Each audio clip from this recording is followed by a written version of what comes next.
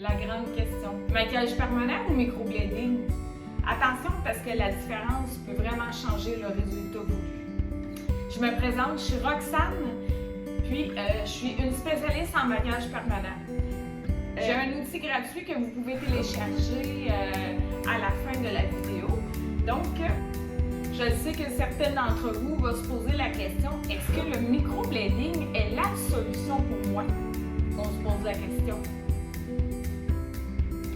Je sais que certaines d'entre vous vont se poser la question, est-ce que le microblading, c'est la solution pour toi?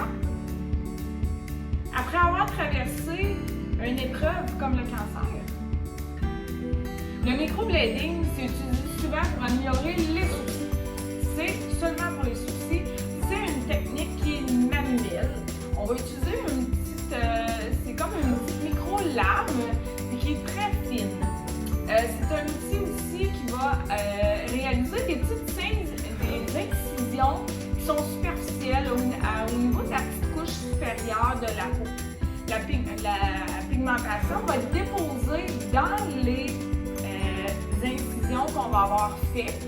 Puis, en fait, la couleur va être beaucoup moins profonde parce que la pigmentation va être déposée. En étant déposée, ben, c'est pas pénétré dans la peau, c'est vraiment un dépôt de pigment dans l'incision qu'on va avoir fait. Le microblading, c'est donc une technique qui peut traumatiser la peau, puis également il y a des risques de cicatrisation.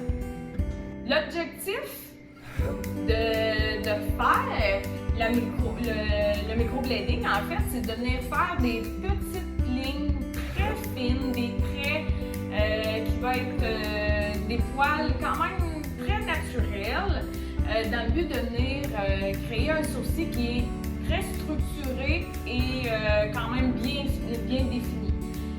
Malheureusement, c'est que la vitesse d'implantation n'est pas contrôlée. Donc, malheureusement, il y a également souvent plus de douleur au niveau du microblading que la technique du maquillage permanent. Pour maintenir également un sourcil qui est vraiment une belle apparence, avec une belle intensité de couleur, on va conseiller une retouche aux 4 à 6 mois maximum, tout dépendant de l'entretien de ta peau. Donc, les résultats sont moins durables qu'un maquillage permanent. Ça va dépendre de la pénétration du pigment. Ça va dépendre également de la force de la technicienne à implanter le pigment au niveau des incisions. Donc, c'est sûr que l'implantation, la pigmentation, dans le fond, elle va s'estomper de façon un peu moins uniforme qu'un maquillage permanent. Un bon soin post-traitement va être vraiment essentiel pour garantir une longévité du microblading. Donc, pour le maquillage permanent, c'est une technique qui consiste à implanter également un pigment sur une couche superficielle de la peau, puis ça va être à l'aide d'un dermographe. C'est un peu comme la machine qu'on utilise pour le tatouage.